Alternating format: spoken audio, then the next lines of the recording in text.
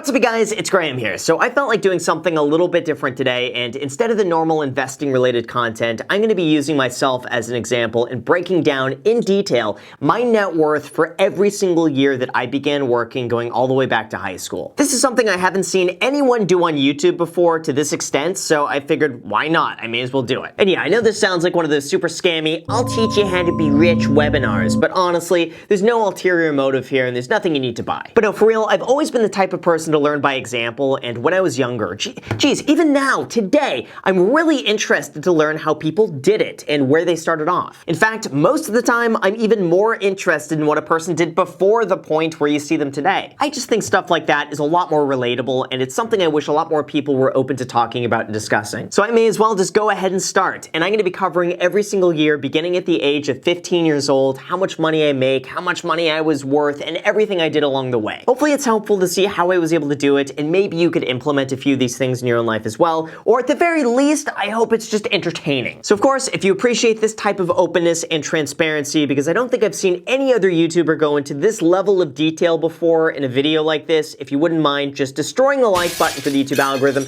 that's it. It takes just 2 seconds, it's really easy to do, and if you get any amount of value from this at all, just doing that would greatly help me out. I really appreciate it. Okay, so with that said, I'm gonna sit in my chair over here and we'll start here. All right, so let's get the counter started over here, and by the time I was 17 years old, I had a net worth of maybe $5,000. That might even be pretty generous, and I'm probably rounding it up a little bit higher than it should be because I don't exactly recall how much it was, but give or take about that amount. Now that was the result of working 4 years part-time throughout high school at a marine aquarium wholesaler, and my job was to go in and photograph the inventory as it came in. I would help categorize it for their website, among a whole bunch of other random stuff. Now it sounds like a super random job, and it is, but I absolutely loved it, and I was obsessed with saltwater aquariums back then. Before I got this job, I would spend all my time after school on a website called reefcentral.com, where people would go and share tips and tricks about keeping reef aquariums. It was actually through that website that I was introduced to the local fish community, and that's actually a thing. And then from there, I expressed interest to one of the fish store owners about being able to work there part-time because I enjoyed it so much. That's what ended up turning into my part-time job, and I'm super fortunate and lucky to have supportive parents who were really encouraging of me working like this,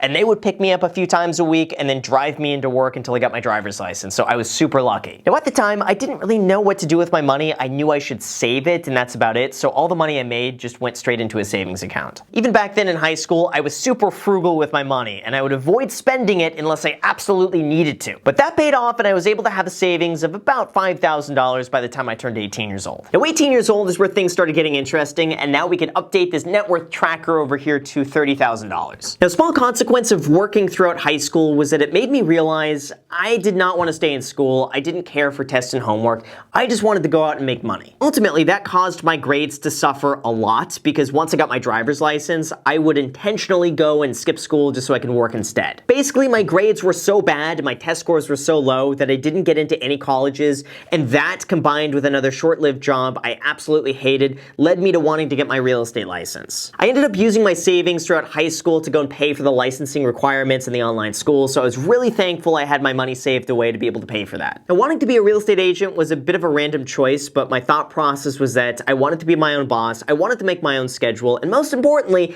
I wanted to do something that didn't require a college degree, so I thought, well, my real estate license fits into that perfectly. So of course, I went to Google to figure out how to be a real estate agent, and then through that, I started taking all of my classes online, and because I didn't know anybody in the real estate industry, I would go to open houses every single week just to meet with other agents and introduce myself and then ask for their advice. Of course, I would purposely pick the most expensive open houses I could possibly find in Los Angeles because I figured if I was gonna go and do this, I may as well start at the top, and like that's what I found the most inspirational. Most agents that I met just would completely brush me off as some annoying kid who went up and would just talk their ear off, but after doing that for a while, one agent was really encouraging of me getting in the business, and we ended up talking that day for probably an hour or two, and at the end of that conversation, he ended up offering me a spot on his team where basically I would go and somewhat work for free, and then whatever business I would bring in, we would split it 50-50. That's the point where I began working about 8 to 12 hours a day, 7 days a week, and I just had so much fun doing it. Like I really felt like I had found my calling because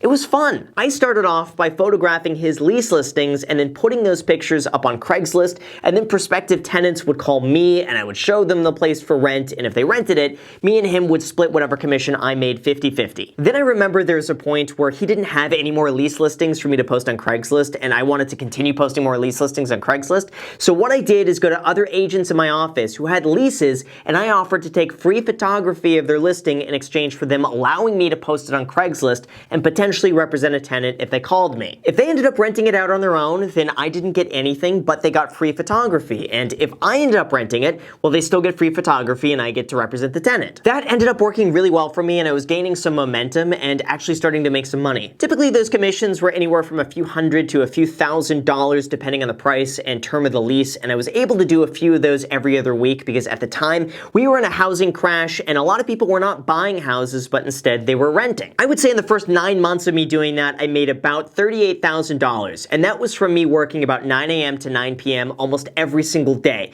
And for me, $38,000 at like 18 years old, that was a lot of money. Now, I didn't have any idea of what to do with that money, so all I did is I just threw it in a savings account, and that was it. It was also at this time that I needed a better car to show clients around in because I was driving, it was a 1997 Ford Explorer with about 150,000 miles on the clock. The seats were kind of tearing up a little bit, the bumpers were all dinged up and scratched, and there was like paint scuffs everywhere. So I went and spent about $7,000 to buy a used 2006 Toyota Prius, and at the very least, I could be a bit more presentable when I was showing clients around or pulling up in front of a listing. Within a year though, things began really picking up, and by 19 years old, I had a net worth of about $80,000. Some of this may have been a bit luck, but I really believe the more you put yourself out there, the more opportunity can come your way, and this was no exception, and here's what happened. I would hold open houses as a real estate agent every single Sunday without fail. Typically in the summer, it would be from 2 to 5 p.m., and in the winter, it would be from 1 to 4 p.m. But after a few weeks of doing that, I thought to myself, wait a second, all the open houses are during the exact same time. So if I wanted to get more people in my houses,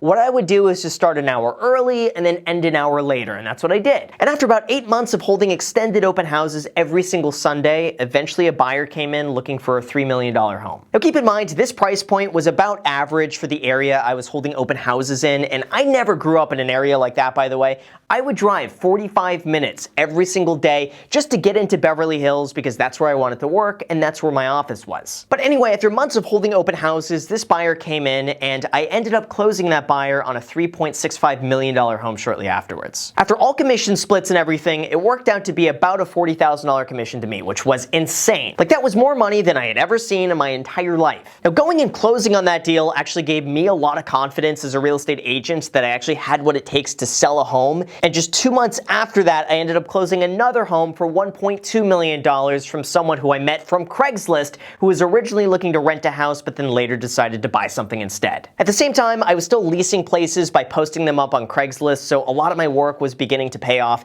and I wish I could tell you guys that I saved all the money, but honestly, I spent about $33,000 on that buying a used 2006 Chrome Orange Lotus Elise, which was my dream car. Maybe that wasn't the smartest purchase for me to have made at the time, especially because I didn't really have anything invested and I just went and bought a car. But that car ended up getting me into the car community where I met some of my best friends and clients even to this day. Plus, in hindsight, the car didn't end up losing any value whatsoever by the time I sold it, so it actually turned out to be a relatively good purchase. Now, when I was 20 years old, I had a net worth of about $150,000. This, I would say, was the peak of my workaholism, and I was just in a really weird spot in life. I had very few friends, and besides meeting up with people in the car community for those Sunday morning drives, I just felt really out of place. Everybody I worked with was at least like 40 or 50 years old and in a totally different place in life, and I could not relate to them socially. But on the other hand, everyone my own age just felt super immature in comparison, and I was in this weird in-between spot where I was just really lonely. Because of that, I just poured myself into work, and that gave me really good motivation to take on as much as I could because it just kept me going. I just hated being alone not doing anything because it made me realize that I have no friends to go and hang out with. But on the bright side, I ended up making way more money because I took on all the business that no one else wanted, and I had all the time in the world to do it. I would work with the really difficult clients that no one wanted to deal with. I would work with the small deals that weren't worth anyone else's time.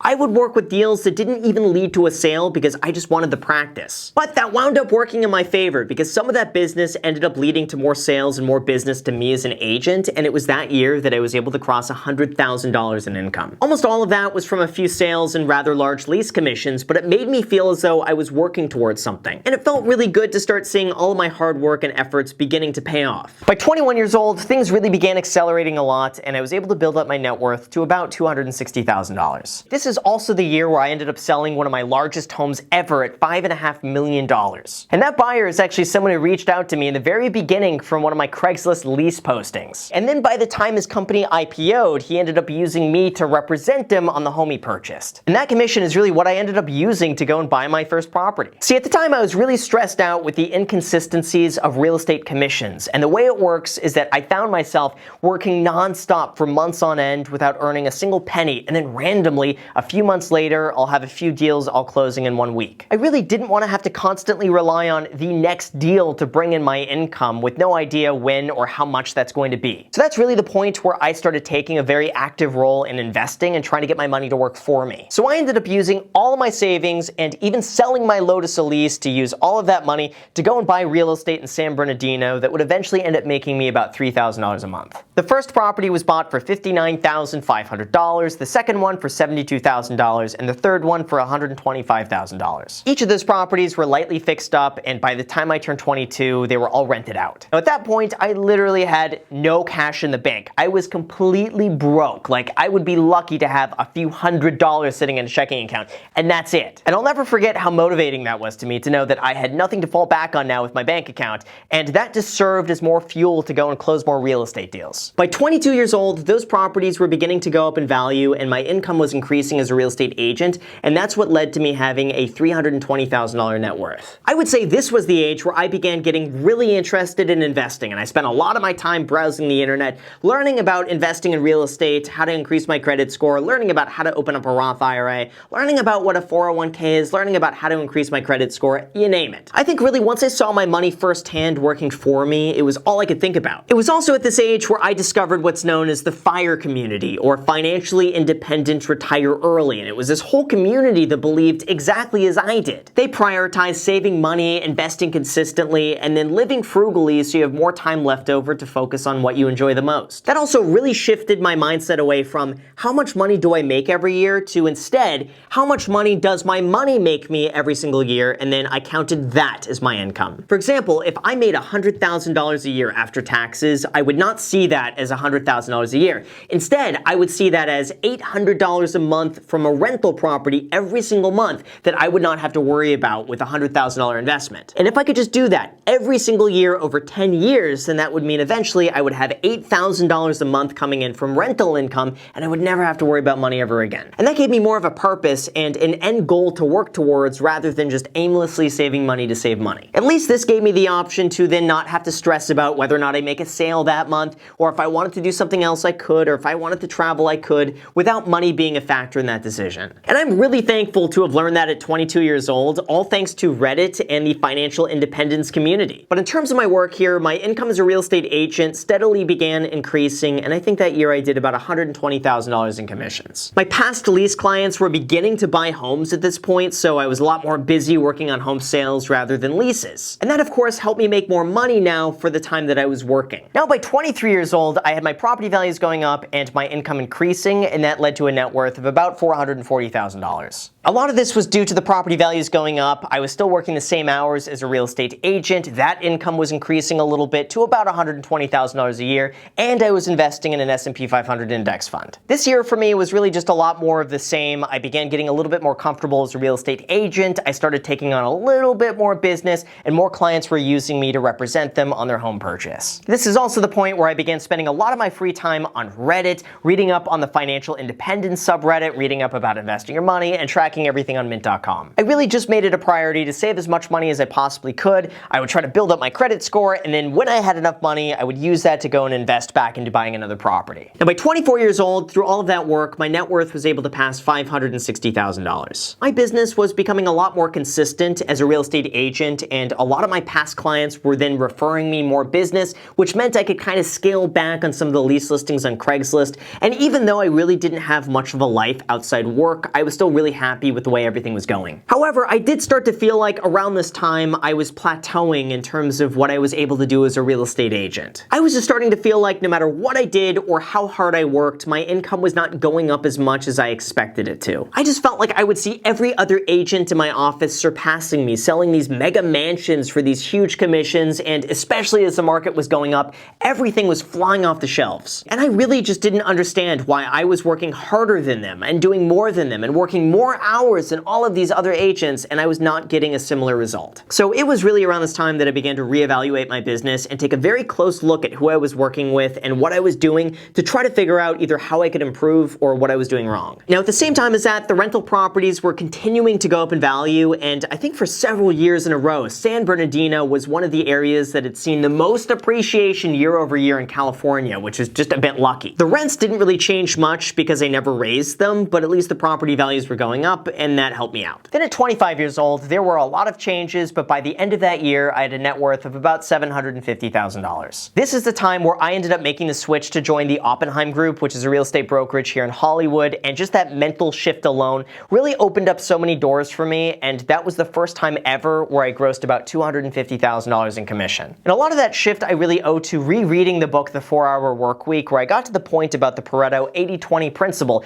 which suggests that 80% of your income comes from 20% of your clients. And I gotta say, that was a big wake-up call for me to reevaluate my entire business. I realized that I was spending so much of my time chasing these really tiny deals that made up such a small percentage of my income, where instead, if I just focused on the highest yielding clients and trying to get more of those, I could make more money while having more free time to focus on other things. I decided to cut out most of my business. I would only focus on the high end, and I would only focus on what works the best, which for me at the time was leases on Craigslist over $8,000 a month. I really started to become a lot more diligent and strict about where I spent my time, and that's what finally broke me past that plateau. And then also, of course, in addition to all of that, the rental properties kept going up in value, so that helped out this number as well. But then at 26 years old, I had an amazing year in terms of commissions, and then buying a property that I fixed up, and that took my net worth to $1,150,000. And I'll never forget what it felt like to cross that $1 million net worth mark. I've always diligently tracked everything on Mint.com, so I'd go and check it every single week and just see the numbers go up and up and up and up.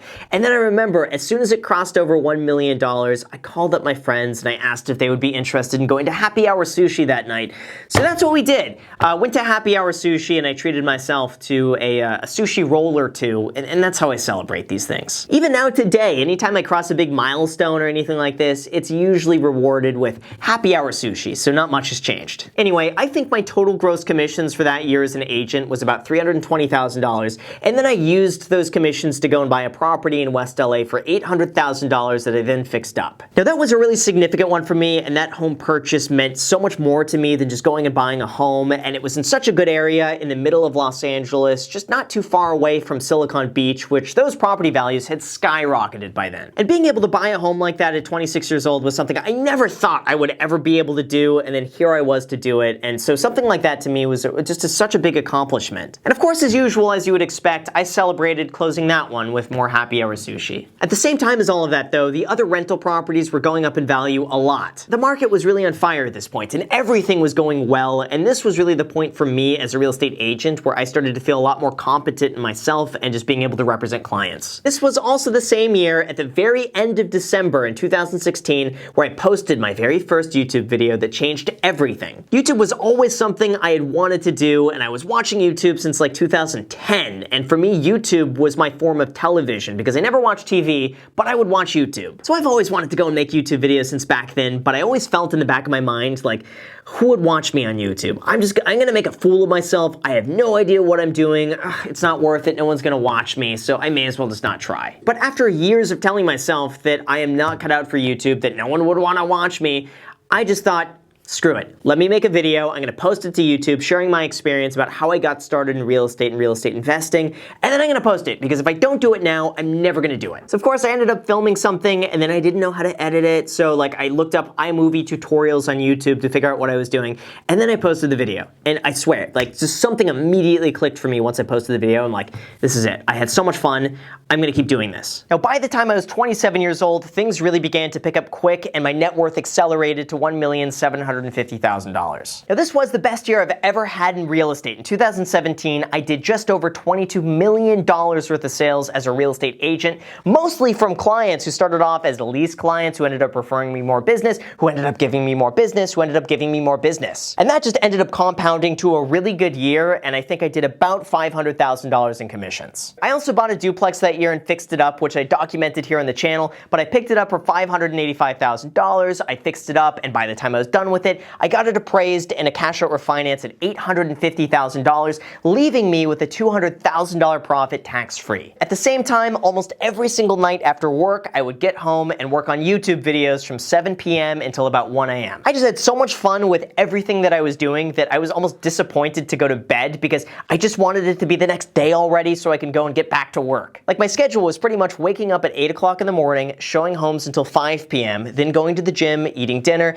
and then working on YouTube videos sometimes until about 2 o'clock in the morning. And it wasn't about the money either. I think my entire year of 2017 on YouTube, I made $26,000, which was the equivalent of working a part-time minimum wage job compared to what I was doing as a real estate agent. But I just had so much fun making YouTube videos that I just made it a priority to never miss an upload and always post 3 times a week. By 28 years old, things really began to accelerate and I was able to build up a net worth of $2.5 million. 2018 was the time where I started taking YouTube a lot more seriously because my views were picking up and I just realized, wait a second, maybe I'm onto something here. So I doubled down on YouTube, even though at the time that was making me significantly less than I was earning as a real estate agent. I still worked the exact same hours, so I was ending about 1 to 2 o'clock in the morning almost every single night, so it was a really long day to be able to get everything done. But everything I was doing was just fun, and it never felt like work to me, if that makes sense. I just enjoyed it so much, and there was nothing else I would rather do. I was also able to go and buy another duplex that year, which is again something I documented here on the channel. And during all of that, all of the property values were still going up significantly. I think all in all that year, I made about $260,000 from YouTube, and then about the same as a real estate agent. And that, combined with appreciating property and investment values, brought me to about $2.5 million. By 29 years old, YouTube just went crazy and my net worth boosted up to about $4 million. 2019 was really the year I started taking YouTube very seriously, and I started getting more views than I ever thought was imaginable.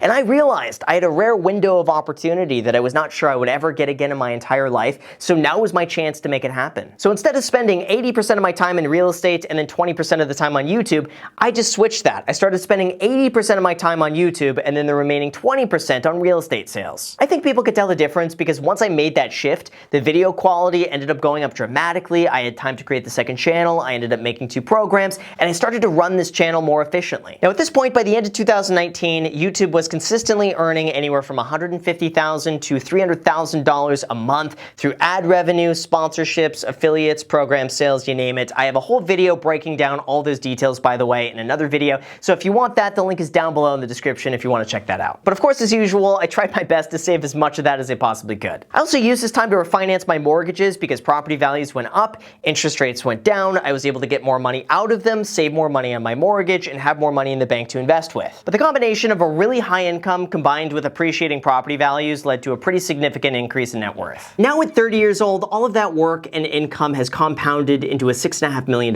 net worth. This was due to a combination of factors like I completed a renovation on one of my units, I ended up buying another property, the property values of the other 6 places ended up continuing to go up in value, I did a cash out refinance to lower some of my mortgage rates to save even more money, and YouTube income has continued to grow beyond my wildest imagination. I'll do an income breakdown at some point of how much money I make with 2 million subscribers on YouTube so I can give you all the details, but it's consistently been over $250,000 to $350,000 a month, which is crazy. I know it sounds really hard to believe, like I wouldn't believe it either, but I'll go over all the details in a future video. So if you're not already subscribed, now is a good point where you should probably subscribe, and then when I post that video, you're gonna see it. Now at this point, I really think it's no surprise that YouTube is my largest source of income just because of how massive it is. And even with 6 rental properties, 3 of them being owned outright and a stock market portfolio, I mean, YouTube is just so substantial at this point that everything else pales in comparison. I've never tried to hide that, and I have no idea how long this is going to last for, but I have no intention of stopping, and I'm in it for the long run. This is really one of those opportunities that came along where I knew I had to make the most of it while I could. It's always been a dream of mine to be able to do this and talk about the topics I'm really just genuinely interested in talking about. And I get to nerd out about credit cards, personal finance, and saving money and investing, and I get to feel like I'm making a positive impact in helping people just make personal finance and saving money interesting. So it's really unreal to help grow awareness around those topics and just talk with other people who are as interested in it as I am. But lately, everything has grown way more than I originally anticipated, and I'm just doing my best to navigate it as best as I can. So for that, I want to thank each and every one of you for watching my videos and supporting the channel, because at this point, it's way more than just me. It's each and every one of you that makes this channel what it is and all of this possible. I'm always going to be as open as I can about topics like this and do my best to try to simplify complex financial topics or anything out there investment related that could hopefully make and save you more money. Hopefully that gives you as much value as you give me by watching my videos and smashing the like button for the YouTube algorithm. And if I've learned anything over these last 15 years, it's the importance of saving money,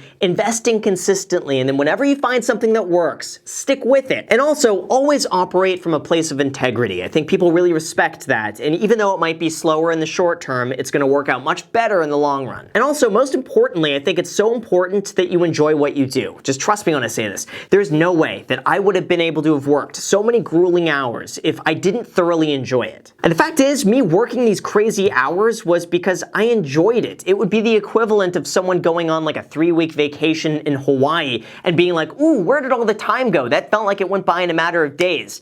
That's how it feels like me with work. I could work like 12 hours straight, and in my mind, I'm just in the zone, and it feels like 2-3 hours went by. And I really believe when that happens and you're in a zone like that, that's when you do the best work. And also, practically, when it comes to making more money, it's essential that you could do something where you could leverage your time. For example, here on YouTube, it takes me the same amount of time to make a video to reach one person as it does 1 million people. Same with working as a real estate agent. Looking back, what I should have done is hire someone else underneath me to take on more business, and then I get a percentage of what they make. Kind of like how I first started out, where I was splitting my commissions with another agent. That's something that never really clicked with me until I started doing this, and that's how I was able to increase my income to some very mind-boggling numbers right now. But anyway, I digress. I really hope something like this is helpful and you're able to get some value from it. I never mean for these videos to come off as braggy or anything like that, because I get it. Some of these videos could be really cringy to watch. But it's also hard to convey some of the details of these things without going over the specifics and the numbers, so I hope I did an okay job at that. And maybe this could help you on your way to achieving something similar, and of course I have to say it,